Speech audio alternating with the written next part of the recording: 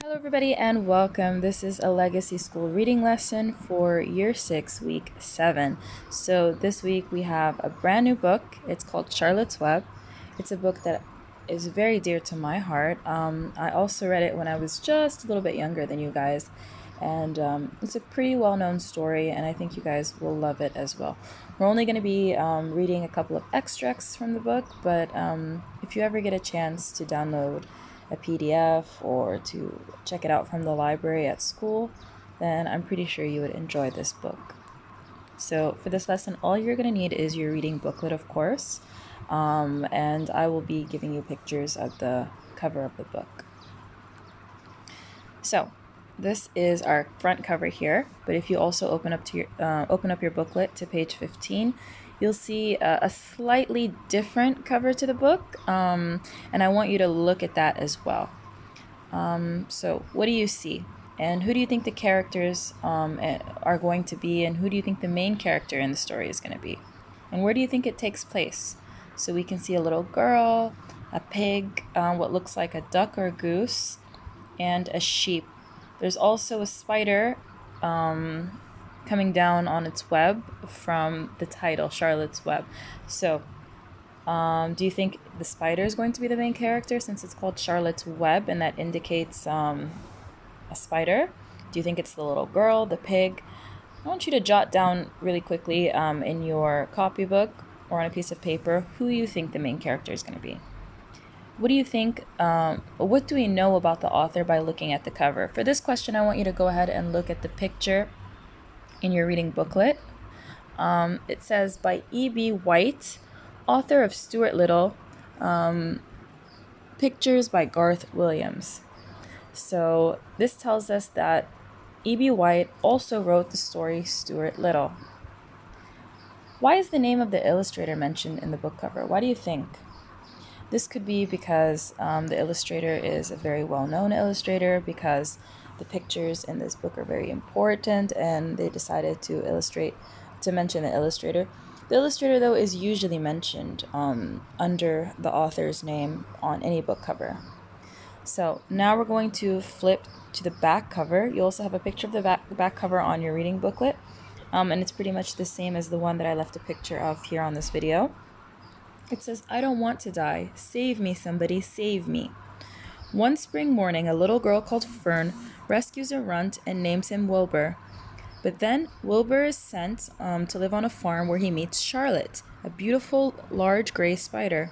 They become best friends, and when Wilbur is faced with the usual fate of nice, fat little pigs, what do you think the usual fate of nice, fat little pigs are? That they are slaughtered for meat. Charlotte must find a clever way to save him. All right, so that is interesting. It gives us an interesting taste of what this story is about. What do you think a runt is? They've used the word runt. A runt is an animal that is usually smaller and weaker than the others that were born in its litter. So, for example, you know how dogs, or pigs for that matter, are born in litters, not usually one by one. Usually the mother gives birth to a group of them. We call that a litter. Sometimes there's one of the siblings that is weaker and very small, and they don't usually live for much longer. So, that is a runt and what usually happens to them. Why do you think that the book uses the slogan, "Stories that last a lifetime"? We can see that at the bottom, right under the blurb. This is a tactic that gets people interested in buying the book, because it's not just going to be a one-time read. This is something that's going to last forever, and generation after generation can read this book. That makes it a very good investment. What do you think are other strategies that are used to make children interested in the book and buy it? I want you to think about that for a second, and go ahead and jot down your answer on your piece of paper. All right, so now we're going to have a look at our workbook again, page 15. We're going to read about the book and about the author, and then we're going to move on to our extract from the book. So this book was published in 1952, and it has become one of the most famous children's books of all time. It's about a piglet, Wilbur. A piglet is a baby pig, who is saved by a little girl, Fern. She takes care of the piglet, but when Wilbur gets older, he learns that the farmer will slaughter him just like he slaughters the other fat pigs on the farm. Wilbur wants to survive, and when he meets a tiny but very smart creature, Charlotte, the spider, he just might have a chance to outwit Zuckerman. Zuckerman is the farmer. As it is about animals, the story is a fable. So a fable is a genre. It's a type of story that's about animals, and it usually includes animals that are speaking. And it teaches humans a lot of things. Charlotte's Web has sold over 45 million copies and has been translated into 23 languages. So let's go ahead and read about the author.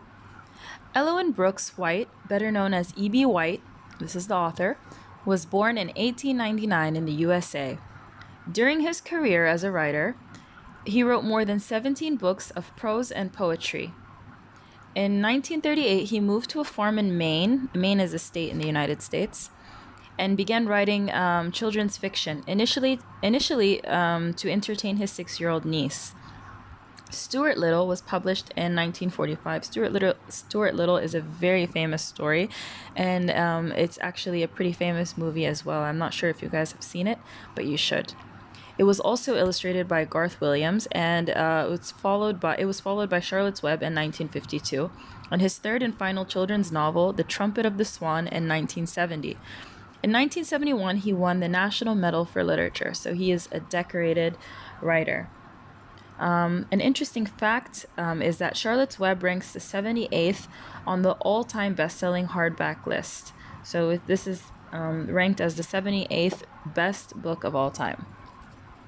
All right, so now that we have read those facts about the author and the book, let's go ahead and start on Extract 1. It begins on page 15 and continues on to page 17. So, Extract 1, Chapter 1. "Where's Papa going with that axe?" said Fern to her mother as they were sitting at the table for breakfast. "Out to the hog house," replied Miss Arable. "Some pigs were born last night." "I don't see why he needs an axe," continued Fern, who was only 8. "Well," said the mother, "one of the pigs is a runt." Remember, we explained that a runt is one of the siblings born that is usually smaller and weaker than the others. "Well," said Mother, "one of the pigs is a runt.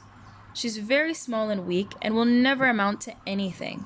So your father has decided to do away with it." Do away with it means, of course, to kill it. "Do away with it?" shrieked Fern. "You mean kill it? Just because it's smaller than the others?" Mrs. Arable put a pitcher of cream on the table. "Don't yell, Fern," she said. "Your father is right. The pig would probably die anyway." Fern pushed a chair out of the way and ran outdoors. The grass was wet, and the earth smelled of springtime. Fern's sneakers were sopping by the time she caught up with her father. "Please don't kill it," she sobbed. "It's unfair." Mr. Arable stopped walking. "Fern," he said gently, "you will have to learn to control yourself." "Control myself?" yelled Fern. "This is a matter of life and death, and you talk about controlling myself?" Tears ran down her cheeks, and she took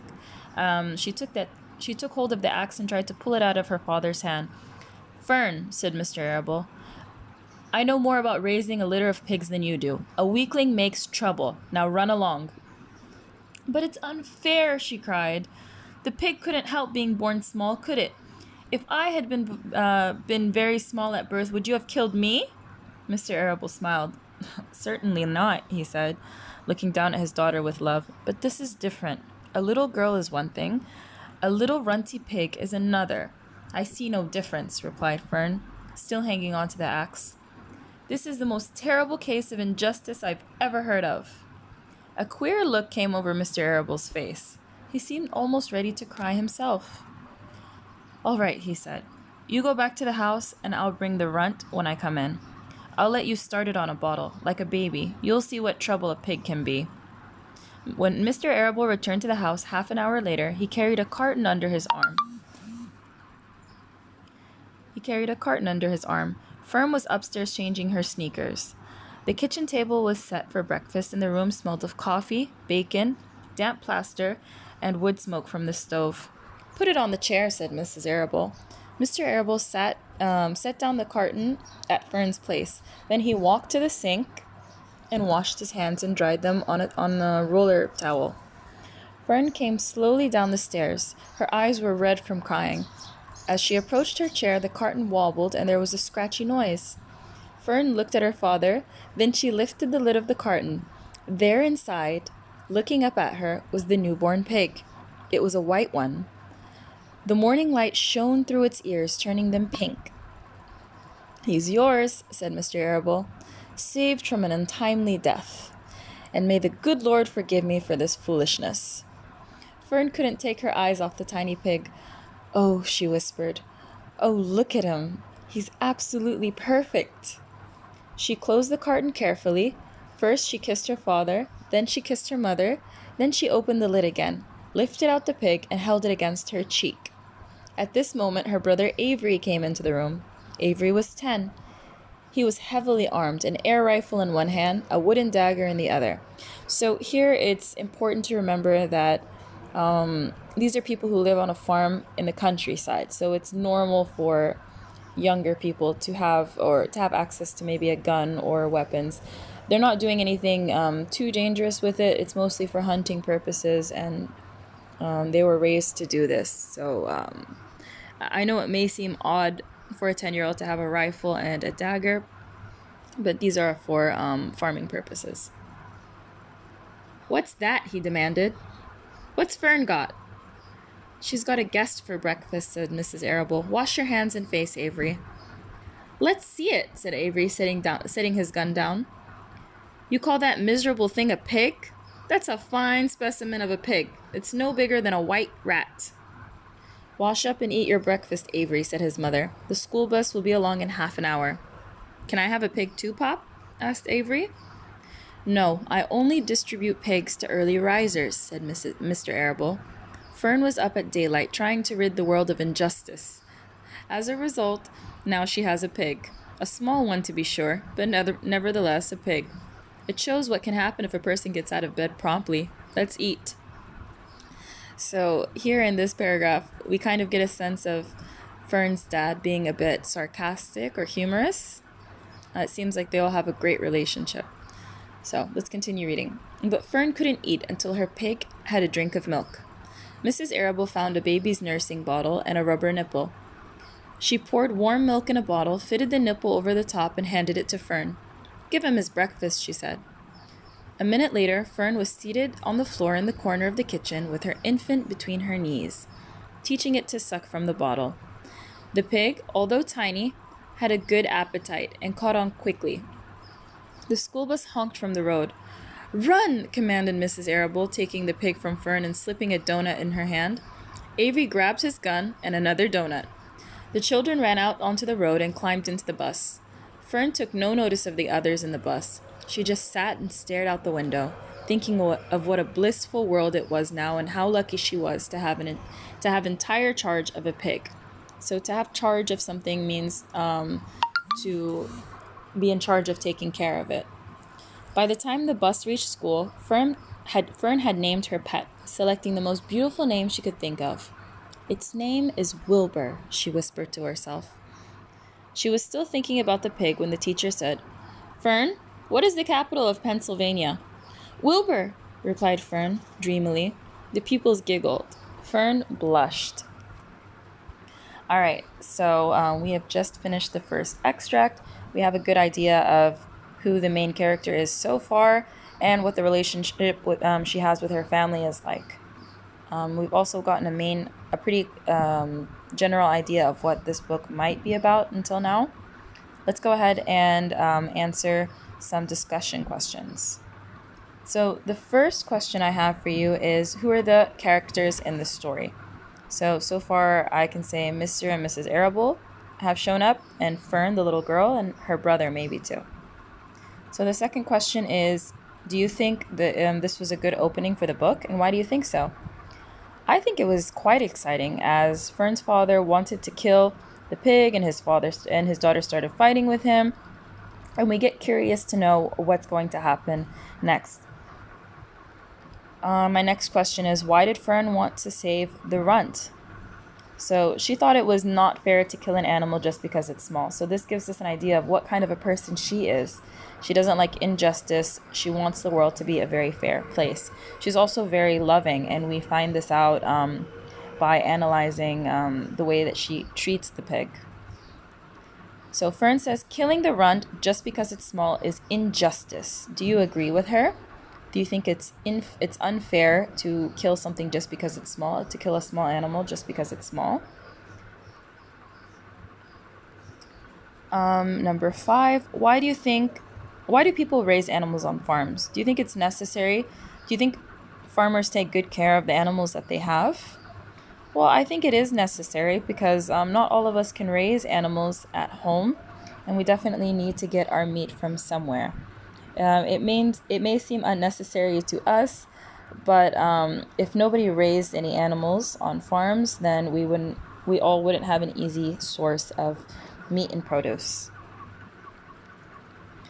Our next question is, what sort of a person is Fern, and how can you tell? So we talked about this a little bit earlier. She is a person who does not like injustice. She seems like she is very loving and caring, and very empathetic as well. She's not hard, and she's not afraid to stand up for what is right. So how would you describe Fern's father? Use evidence from the text. So there are two options, in my opinion. Either he is a very harsh person and inhumane, and he doesn't care about animals' lives, or he's somebody that is very, he's a realist. He's somebody who's very realistic about, he has a very realistic view about how animals live and how they survive, and he was just thinking to do the right thing. And it also shows that he is a good person by how he reacted to Fern and the fact that he actually gave her the pig. He's also pretty funny too. So, do you think this book will be funny or sad? What makes you think so? I want you to write your own personal opinion. Write it down on your piece of paper. And now from here, we're going to go to extract 2. We're going to save that for our next lesson. So I'll be waiting for you to answer the discussion questions and send me your work. Thank you, and I hope you've enjoyed the book so far.